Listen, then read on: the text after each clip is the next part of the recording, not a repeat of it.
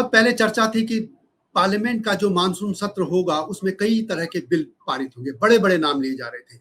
FCRA हो गया, इसके अलावा परिसीमन का मामला हो या सीटें बढ़ाने का पार्लियामेंट में वगैरह वगैरह। लेकिन आपने भी देखा होगा कि किस तरीके से मानसून सत्र हंगामे की भेंट चढ़ गया, और ये पहले भी होता रहा है, ये पहली बार तो नहीं है। लेकिन इस बार इतना बड़ा मुद्दा भी नहीं था कि पूरा सत्र ही जो इस हंगामे की भेंट चले जाता, लगभग पूरा सत्र। क्या इसके लिए सत्ता पक्ष दोषी है या विपक्षी दल, खासतौर पर कांग्रेस पार्टी या राहुल गांधी पर लोग उंगली उठाते हैं? इसी मुद्दे पर हम बात करेंगे। मेरे साथ है वरिष्ठ पत्रकार मनोज मिश्रा जी, जो कि जनसत्ता के मेट्रो एडिटर रहे हैं और अब हिंदुस्तान समाचार न्यूज एजेंसी के कार्यकारी संपादक हैं। मनोज जी, स्वागत है आपका मेरे इस चैनल में। मनोज जी, जो मानसून सत्र संसद का चला है, या जो उसमें लगभग ये कहिए कि काम ही नहीं हुआ, अब बिल पास कराना अलग बात है, बिल होना चाहिए कि अच्छी डिबेट होती, बात होती। अब एक आपने देखा होगा किस तरीके से जहाज नीचे गिरता है आधे तक, उसमें लोग घायल हो जाते हैं और पायलट नशे में होते हैं, इस पर कोई चर्चा नहीं हुई। पूरे भारत में देखिए किस तरीके से, असम देखिए, पहाड़ों को देखिए, कहीं भी देखिए पानी से कितनी बर्बादी हो रही है, जो बाढ़ वगैरह है उससे भी चर्चा नहीं हो रही। इस तरीके बहुत से मुद्दे हैं। आखिर ऐसा क्या हुआ कि विपक्ष या खासतौर पर कांग्रेस और उसमें राहुल गांधी रिजिड हो गए कि पहले, या उनकी जो भी मांगे हैं कि अब तो वो गृह मंत्री के इस्तीफे तक आ गए, या सरकार भी पहले की तैयार नहीं हुई? ये क्या आपको लगता है कि दोषी कौन है इस पूरे इस एपिसोड के? लंबे समय तक आपने भी पार्लियामेंट कवर किया, मैंने भी किया है। कोई भी पार्लियामेंट का सेशन ऐसा नहीं है जिसमें विवाद न होता हो, डिबेट न होता। ये लोकतंत्र की खूबसूरती है। जो अपने देश के संविधान निर्माताओं ने संविधान बनाया और संसद की कार्रवाई वगैरह का जो निर्धारण किया, उसमें ये सब चीजें सोची गई थी। बहस होगी, चर्चा होगी। आप जानते हैं कि अलग अलग कैटेगरी बनी होती है, क्वेश्चन आवर, 0 आवर और अलग विशेष सवालों के लिए अलग अलग सवाल किए जाते हैं। मेरा मानना ये है कि ये कुछ सालों से ये एक तरह से फैशन हो गया है। हाँ। कि हम विपक्षी दल हैं, हम सत्ता पक्ष को काम नहीं करने देंगे। देखिए, ये मेरा मानना ये है कि सत्ता पक्ष का ही मूल काम है कि वो सदन चलाए, लेकिन ऐसा कहीं नहीं लिखा हुआ है कि विपक्ष का काम है हंगामा ही करना। भाई, आप ढंग से सवाल उठाइए। मीडिया है आजकल, तो इतनी तेज मीडिया है कि वो आपकी एक एक चीज की रिपोर्टिंग हो रही है। किसी जमाने में केवल रिपोर्टिंग होती थी पार्लियामेंट की, लेकिन इस तरह की व्यवस्था नहीं थी कि लाइव टेलीकास्ट हो, सारी चीजें तो वो सब व्यवस्था है। और करोड़ों अरबों खरबों, भाई 21 जुलाई से शुरू हुआ सेशन, 400 करोड़ हो गया लगभग, कितना इन्होंने। हाँ, दूसरी ये बात हमारी समझ में नहीं आ रहा है। कुछ चीजें हो सकता है हम लोग माने कम पढ़े लिखे हों या अनजान हों।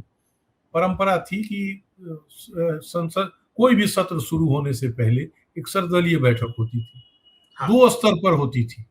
एक सर्वदलीय बैठक तो स्पीकर बुलाते थे, हाँ। और एक सर्वदलीय बैठक तो सरकार बुलाती थी। तो उसमें जाकर में खुद प्रधानमंत्री जो सदन के नेता होते हैं वो लेते थे। बिल्कुल। नरेंद्र मोदी जी सलाहकारों ने पता नहीं उनको क्या समझा दिया, वो किसी में बैठक में शामिल ही नहीं होते। हाँ, उन्होंने एक परंपरा डाल रखी है कि वो सत्र के पहले दिन पत्रकारों को संबोधित करते हैं, प्रेस कॉन्फ्रेंस ब्रीफिंग करते हैं, हाँ, गेट पर। तो अच्छा, स्पीकर भी जो करते हैं उसमें भी वो ढंग की बातचीत नहीं होती। अच्छा, दूसरा दुर्भाग्य जो होता है लखेड़ा जी, वो ये है कि वहां तय कुछ और होता है और हाउस में कुछ और हो जाता है। कुछ और हो जाता है। ये बड़ा इशू था, छोटा इशू नहीं था। भाई, जेनजी आंदोलन जो है वो एक बहुत बड़ा टर्निंग पॉइंट था। मुद्दा बहुत बड़ा था, मुद्दा बहुत बड़ा मुद्दा था। वो देश को झकझोर दिया। हाँ, वो मुद्दा बड़ा था। यस, मेरा आज भी मानना ये है कि केवल पेपर लीक का आंदोलन वो नहीं था।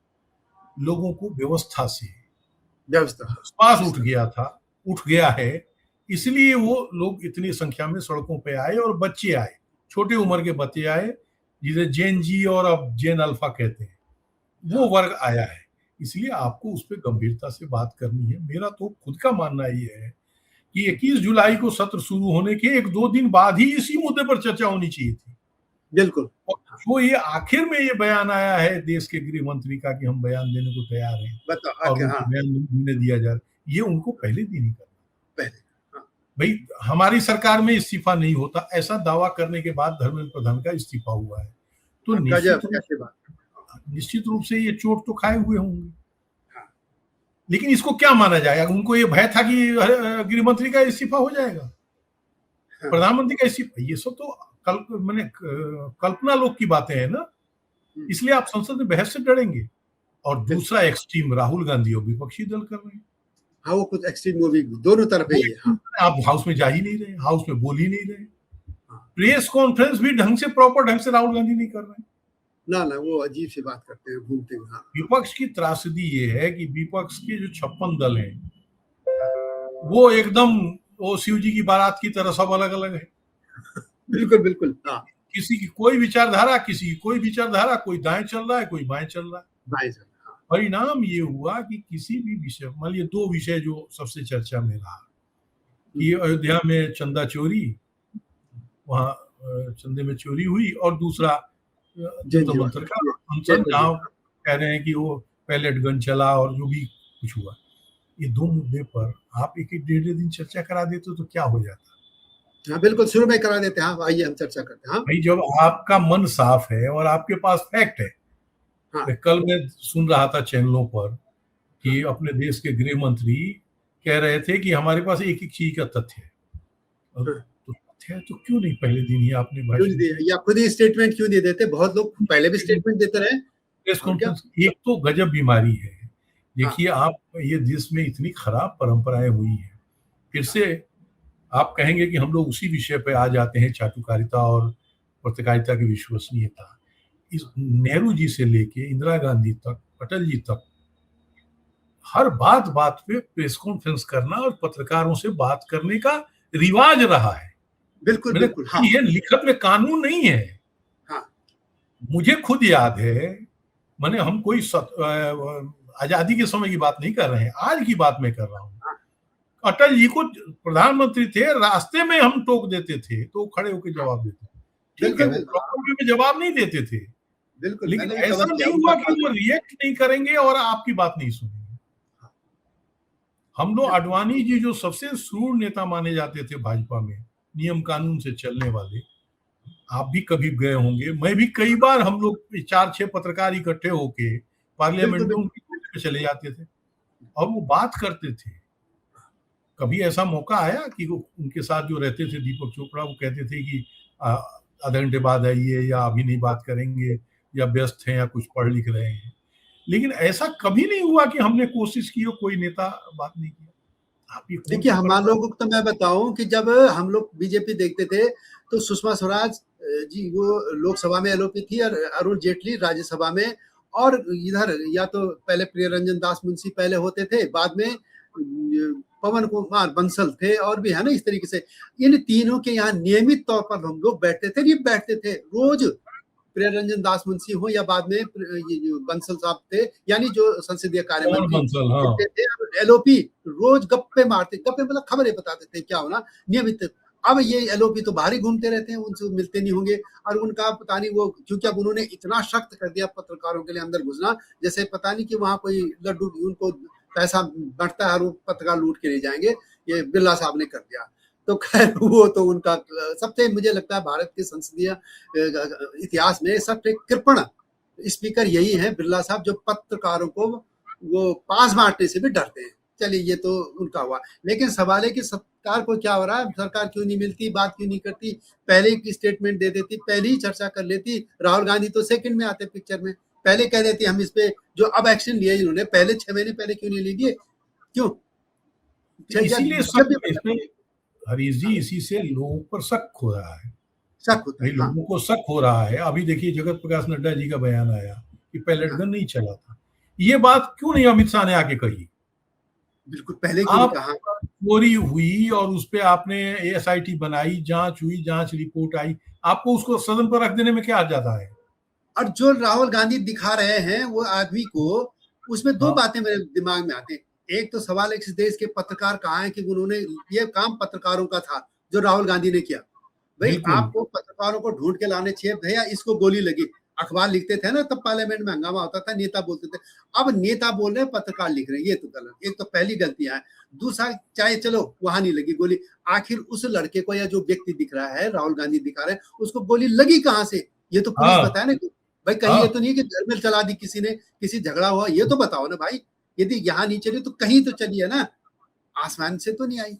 तो ये सरकार को बताना चलेगा, दिल्ली हरीश पुलिस को बताना जी, चलेगा। जो मीडिया, जो सबसे चर्चित मीडिया है चैनलों का और हाँ, प्रिंट, वो दोनों तो फेल साबित हुए जेन जी आंदोलन में।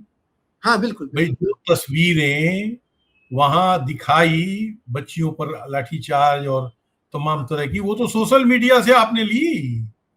पहले सोशल मीडिया ने दिखाई, फिर आपने ली। आपका सारा तंत्र बेकार साबित हुआ। और बिल्कुल आप सही कह रहे हैं कि जो राहुल गांधी वहां दिखा रहे हैं, वो तो आपको दिखाना था ना। बिल्कुल मीडिया को दिखाना तो चाहिए था। वो सब मान लीजिए क्षम्य है। इस पे बोलने में क्या जा रहा है? बोले आपने जो पार्लियामेंट कवर किया होगा, मैंने भी किया।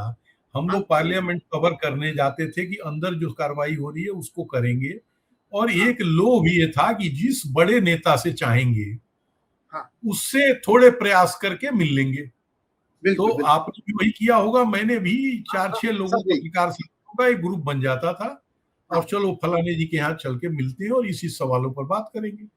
बिल्कुल। एक बार में मान लीजिए सफल नहीं हुए, दोबारा गए। दोबारा। ऐसा करके मुझे लग रहा है प्रधानमंत्री के अलावा हाँ, हर व्यक्ति, मतलब मैं तो मनमोहन सिंह के कमरे में भी गए हैं, लेकिन प्रधानमंत्री के अलावा हर नेता, हर मंत्री मिल सकते, से हाँ। आसानी से मिल जाता। कुछ सब नहीं तो बिल्कुल। गैलरी में चलते समय आप 4 पत्रकार इकट्ठे हो गए और सड़क पर वो रोक के खड़े गए। जैसे मान लीजिए डॉक्टर हर्षवर्धन या अर्जुन राम कोई मेघवाल या गजेंद्र सिंह शेखावत या एवं राजनाथ सिंह जैसे, नितिन गडकरी जैसे लोग गैलरी में खड़े होकर बात कर लेते थे। हाँ हाँ, या कांग्रेस के दिनों में भी मंत्री बड़े आते थे, बड़े प्रधानमंत्री कई बड़े बार नेता, आते थे, उनको हाँ पकड़ लेते हाँ थे। हाँ हाँ, वो प्रेमचंद दास मुंशी हुए, चाहे जो भी कई नेता, वो सड़क पे आप रोक रहे हैं, वहां मना नहीं करते थे। दूसरा, अब जो चैनलों का आप में, पहले तो नए पार्लियामेंट में तो अभी तक मेरा जाना हुआ नहीं, पुराने पार्लियामेंट के 1 नंबर और 6 नंबर गेट पर चैनलों की के लिए बनाया गया था जगह, वहां जो निकलते थे उनसे वो बात करते थे। तो हम आप प्रिंट मीडिया के लोग भी वहां जाके खड़े हो जाते थे, खड़े हो या जाते कोशिश थे। करते थे कि 2 साथी रहें, एक राज्यसभा से निकले हुए लोगों से बात कर लें और एक लोकसभा से निकले, और सब हाँ, बात करते थे। बिल्कुल। भाई आप, हम क्यों अपने घर के लिए तो नहीं बात कर रहे हैं, ना, हम तो समाज देश के लिए बात कर रहे हैं ना। आप समाज देश का सबसे बड़ा माध्यम तो संसद है, तो आप संसद में बोलने से क्यों बच रहे हैं? क्यों बचे, बिल्कुल बिल्कुल। आप बताइए, आप क्या कहेंगे? आप यही दोषारोपण चलेगा ना वहां, आप कहेंगे, बिल्कुल सत्ता पक्ष कहेगी कि आपने चलने नहीं दिया, वो कहेंगे आपने बोलना नहीं, यही चलेगा भाई। वहां से कुछ पॉजिटिव, और जो ऐसे आपने नाम लिया कि भाई 10 बिल पेंडिंग थे, एक बहुत बड़ी बहस है, चल रही है कि पार्लियामेंट की सीटें बढ़ाना चाहिए, परिसीमन होना चाहिए कि नहीं होना चाहिए। मैंने मन तो बन ही गया परिसीमन हो। अभी देखिए पढ़ाई हुआ आपने कि तमिलनाडु विधानसभा ने फ्रीज करने का प्रस्ताव कर दिया कि 553 ही रहे पार्लियामेंट की सीटें। तो ये चीजें तो वहां तय होनी है ना, जैसे उन्होंने 553 करके भेजा, आप इस पर चर्चा पार्लियामेंट में करते ना। हाँ, अब अभी मैं बिल्कुल। देख रहा था कि आज शुरू हुआ, फिर हंगामा हुआ और पार्लियामेंट अनिश्चितकाल के लिए स्थगित हुआ। अच्छा, एक चीज और इसमें भी होती है। आप, मैंने ना एक जो किताब लिखी है पार्लियामेंट्री रिपोर्टिंग पे, तो या वैसे भी आप भी सभी जानते हैं कि देखिए तो सरकार के कितने मजे होते हैं। 21 दिन पहले कोई जब प्रश्नकाल होता है तो 21 दिन पहले लेटर देना पड़ता है कि हमारा ये प्रश्न होगा, क्योंकि विभिन्न डिपार्टमेंट इसकी तैयारी करते हैं। फिर मंत्री उसमें उनको घेरा जाता है, तो भाई सवाल पूछेंगे तो मंत्री तैयारी करके आएगा, नहीं होगा जो उसको बोलेगा, वचन देगा और नहीं कर पाया पूरा, तो वादा कमेटी जो होती है वो उसको रगड़ती है कि भाई क्यों नहीं किया काम, बताओ। अब इसमें यदि हंगामा होगा तो मंत्री की मौज, क्योंकि मंत्री तो खुद ही बचते हैं ना। क्योंकि 2 मंत्रियों के नाम मैं आपको बता दूं, आपको भी मालूम नहीं होगा। एक तो अलागिरी रसायन मंत्री थे, और ये एक शत्रुघ्न सिन्हा स्वास्थ्य मंत्री। इन्होंने कभी भी फेस नहीं किया प्रश्नकाल को, न किसी भी जवाब इनके एमओएस देते थे। तो इतने बड़े जो डायलॉग बोलते हैं शत्रुघ्न सिन्हा, वो पार्लियामेंट में नहीं बोल पाते थे। अब ये जो मंत्री हैं, ये तो चाहते हैं कि हंगामा हो, तो मुझे लगता है कि ये अब टेंडेंसी ये भी हो गई कि यार प्रश्नकाल तो निकाली दो, रोज ही हंगामा। एक हरीश अब जी, ये दूसरा, लोग डिबेट सिफारसी की तैयारी कौन करे, नहीं आते। हरीश जी, ये लोग सिफारसी, जैसे मान लीजिए आपने सवाल लगाया और वो दो तरह का स्टर्ड अनस्टर्ड सवाल होता है, हाँ, एक का जवाब आपको मंत्री को देना होता है। तो जैसे वो जवाब देने वाला लिस्ट में सवाल आ गया, तो हाँ, मंत्री का अफसर या खुद हाँ, मंत्री, अगर बड़ा आदमी, बड़ा सीनियर सांसद है, तो खुद हाँ, मंत्री या मंत्री का वो उन्हें जाके पटाएगा कि आप पूरक सवाल नहीं पूछना, सप्लीमेंट्री नहीं हाँ, पूछना, और प्लस आप गायब हो जाना, जब क्वेश्चन आएगा तो आप बांट के गैलरी में चले जाना। दसियों लोगों को मैं जानता हूं, किसी को हम एक्सपोज नहीं करेंगे, कि वो जैसे क्वेश्चन नंबर पढ़ा जाएगा 222, तो बाहर निकल जाएगा। हाँ, लकेड़ा पता लगा नहीं है, अच्छा गैर हाजिर, चलिए 223। तो इस तरह से करके लोग करते हैं, और इसमें तो सबसे सहूलियत। लेकिन अब इन्होंने नियम बदल दिया। अब तो इन्होंने कहा यदि मुख्य जो 2-3 नाम होते हैं ना, उसमें वो नहीं है तो हाँ, और लोग कर सकते हैं, कोई भी उसको सवाल करके उठा कर सकता हाँ, है, तो ऐसा थोड़ा नियम तो दिया। ये अब मुश्किल बचेगा हो नहीं गया। बच्चे। दूसरा, तो अब उसकी जरूरत ही नहीं, हल्ला करा दो, शोर हाँ, मचवा दो, हाँ, हाउस ही एडजॉर्न हो गई। अच्छा, अब पहले बहस होती थी, मुझे याद है जब मैं पहली पहली पार्लियामेंट में गया, तो ये कहा जाता था कि भैया क्वेश्चन और तो हो जाने दो, उसके हाँ, बाद ले लेना बहस, चूंकि ये पब्लिक से सीधे जुड़ा हुआ मामला है। 1 घंटा 11 से 12 तो चल जाए, उसके बाद फिर जब जीरो और आएगा तो आप उठाना मामला। तो कई बार, जैसे दबंगई में भी कई लोगों का मुझे याद है, सुषमा स्वराज विदेश मंत्री थी और उनको कोई मिडिल ईस्ट पर बयान देना था, वहाँ कई भारतीय मारे गए थे। वो खड़ी हुई है, उन्होंने कहा मैं तब तक नहीं बोलूंगी जब तक सब लोग चुप नहीं हो जाएंगे, क्योंकि मैं एक ही बयान बार बार देने की स्थिति में नहीं हूँ। सारा सदन चुप हुआ और सुषमा स्वराज बोली, आपने कवर किया, मैंने भी किया है, चंद्रशेखर जी अकेले थे पार्टी के, अकेले एमपी थे, और वो जब खड़े होते थे तो पूरा सदन चुप हो जाता था, सब सुनते थे। बड़े लोग यूं ही बड़े नहीं हुए, बिल्कुल। धमक भी होती थी, अटल जी खड़े होते थे, सब सुनने लगते थे। तो आज वो स्थिति क्यों नहीं बन पा रही है? एलओपी है, राहुल गांधी का कोई सुनने को तैयार नहीं है। क्यों? अकेला चंद्रशेखर जी, हाँ, बोलते थे तो सारे लोग सुनते थे। सुषमा स्वराज का मैंने अपनी कान से सुनी हुई बात कह रहा हूँ कि उन्होंने साथ खड़ा होकर कहा कि मैं तब तक नहीं बोलूंगी जब तक पूरा हाउस चुप नहीं हो जाएगा। सारे हाउस में पिन ड्रॉप साइलेंट हुआ, फिर सुषमा स्वराज ने बयान दिया। अच्छा बोलती तो सब सुन लेते। इसी हाउस में मेरी कोई रिश्तेदारी नहीं है, नितिन गडकरी खड़े होते हैं तो लोग सुनता है, क्योंकि वो हवा में बोलते, तथ्य बोलते हैं, बिल्कुल, काम भी करते हैं। मैं उनका समर्थक नहीं हूँ, नहीं जानता हूँ उनका चरित्र और उनकी ईमानदारी के, मैं कोई गवाह नहीं हूँ, लेकिन मैंने जो पत्रकार देखा है, वो उनका पूरा भाषण में 1 मिनट 1 लाइन भी लफबाजी नहीं होती, तथ्य होते हैं, तो इसलिए लोग सुनते हैं। तो मेरा कहने का मतलब ये है कि अगर आप ढंग से तैयारी करके आते हैं, 21 को हाउस शुरू हुआ, 22 जो भी दिन, एक आध दिन बाद आप कहते कि हाँ भाई हम मोशन एक्सेप्ट करते हैं, स्पीकर साहब से रिक्वेस्ट करते हैं कि आप मोशन एक्सेप्ट करें और हम उस पर बहस करेंगे।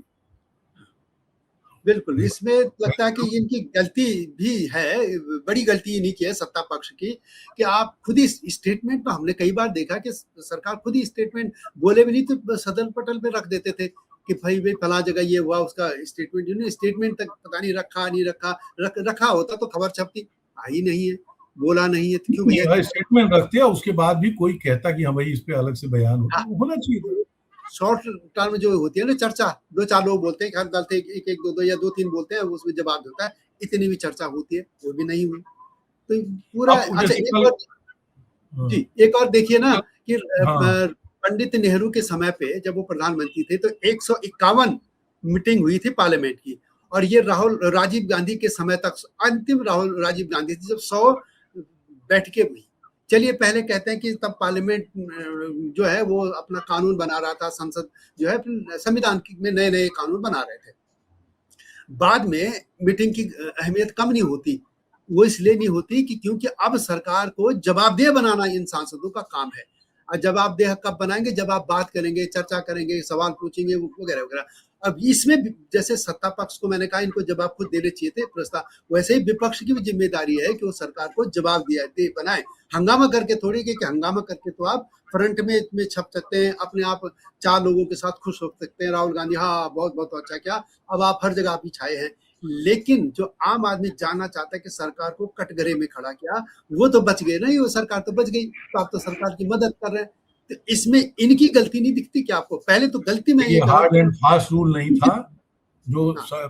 जो अपने संविधान में, लेकिन माना जाता था कि साल में कम से कम 120 दिन संसद, होनी 90 दिन बड़ी विधानसभा और 60 दिन छोटी विधानसभा की बैठक होगी। हाँ, इनकी जो एसोसिएशन है ना स्पीकर्स की, उसके रिकमेंडेशन 110 तक 115 तक गई है बैठक, घटते घटते 60 दिन 65 दिन पर चली आई। 52-53 हो गई है एवरेज, और उसमें भी यही हो रहा है। अब तो 52-53 हो गई साल में।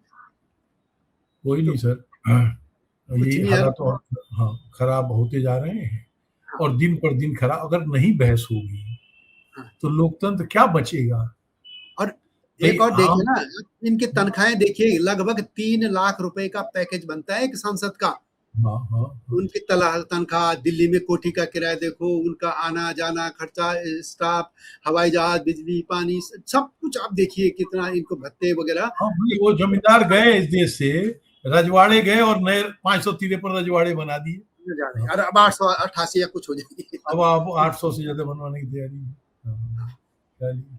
तो ये इससे तो लगता है कि ये दोनों से निराशा होती है, सत्ता पक्ष से भी विपक्ष से। हाँ, ये चल, और जब तक ये नहीं सुधरेंगे प्रजातंत्र और लोकतंत्र और इस सब का कोई मतलब नहीं।